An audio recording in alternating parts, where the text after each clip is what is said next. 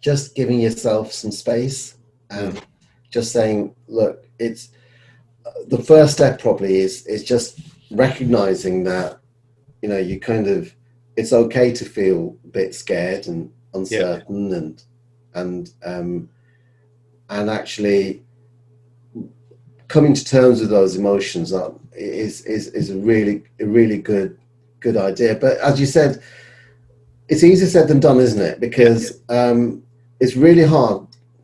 Perhaps it'd be interesting to have your views on mindfulness, because it's how do you live in the moment when? Well, that's interesting. So for me, I don't think you live in the moment. You definitely make a commitment to seeing how well you can attend to stuff that's going on right now. And then you'd be aware that my mind might get distracted, but if it gets distracted, can I bring it back? Because the mindfulness activities, all of this self-compassion, it's not flicking a switch and all of a sudden you've got a Zen state and, you know, you're immune to everything that's going on around you. What we do know from the world of elite sport is that if you practice something repeatedly, you get an awful lot better at it. Now, most of us have practiced judging ourselves and not being kind to ourselves a lot of the time.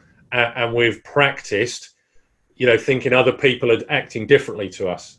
And we've typically practiced thinking about the future and what next. So we've practiced a lot of those other thinking styles. So at the moment, it's a good opportunity to see, can you practice a complementary skill that gives you the opposite, and so you've got somewhere else to go to. So when I recognize I'm being judging of myself, right, I'll see if I can sort of understand why and be kind to myself. So I think the mindfulness thing is about, you know, just being curious about day after day, little by little, can you notice that you're getting better at attending to something in the here and now, attending to your thoughts and your feelings, and staying with it for a bit longer before you get distracted.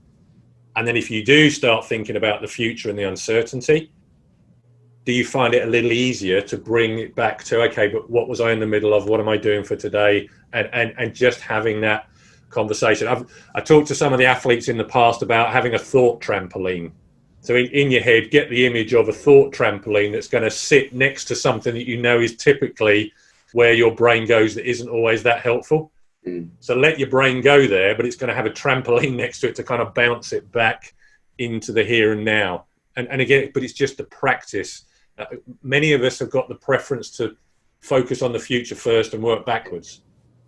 So, you know, it's good to now just sort of think about, that might not be the most helpful thing. Can I practice thinking of today and working forward little by little?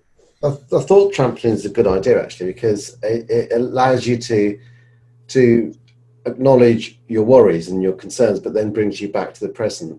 And that's why I have a huge problem with a lot of the information about positive thinking, because it's unhelpful. For the most part of us, if we worry, we should recognize that negative thought and say, how can I use that to help me right now? How might I be able to bounce that into something productive, rather than berating ourselves, doing the non-self-compassionate thing and saying, oh, I shouldn't think negatively. Well, why not? You know, for someone who's not thinking negatively at the moment about a whole bunch of stuff, I'd love to know what's going on for them, because that there is, you know, that's not the normal thing. The normal thing is to have the negative thought and the worry, which we can accept and kind of go, how can I use that right now? I can use my negative thinking productively by bouncing it back to something, by reminding me to speak to someone who I always get good advice from, by remembering a time in the past when I've done things well, whatever it might be.